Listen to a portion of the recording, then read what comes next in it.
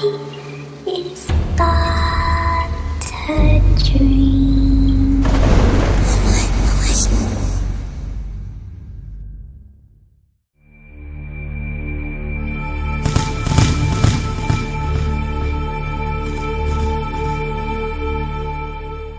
We've reached the 80s, and with so much competition, it was difficult to choose a movie from this decade. However, A Nightmare on Elm Street was my final decision. Nightmare on Elm Street was released on November 16th of 1984, and was written and directed by Wes Craven.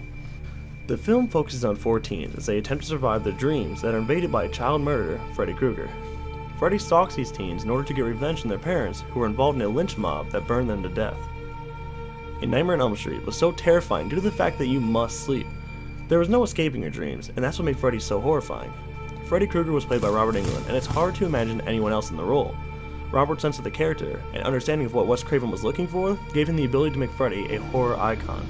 Also, that laugh that Englund delivers is just chilling. This is God.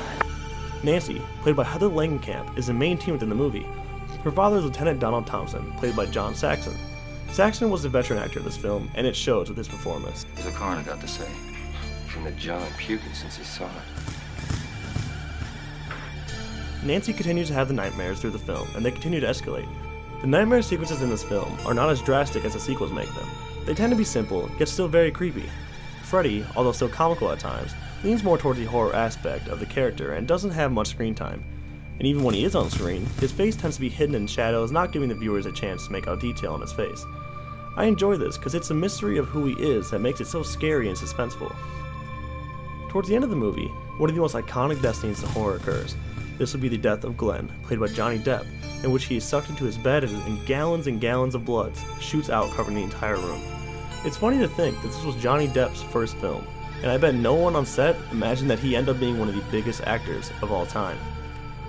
It was after Glenn's death that Nancy's dad finally believes her. Nancy creates a plan to bring Freddy out of her dream. She sets up booby traps throughout the house, preparing for his arrival. Nancy wasn't just some hot, stupid teen. She was smart and strong, and became one of the most beloved horror characters of all time due to this. Her traps lead to Freddy catching on fire, and at the time, this was the longest fire scene without a cut in film history.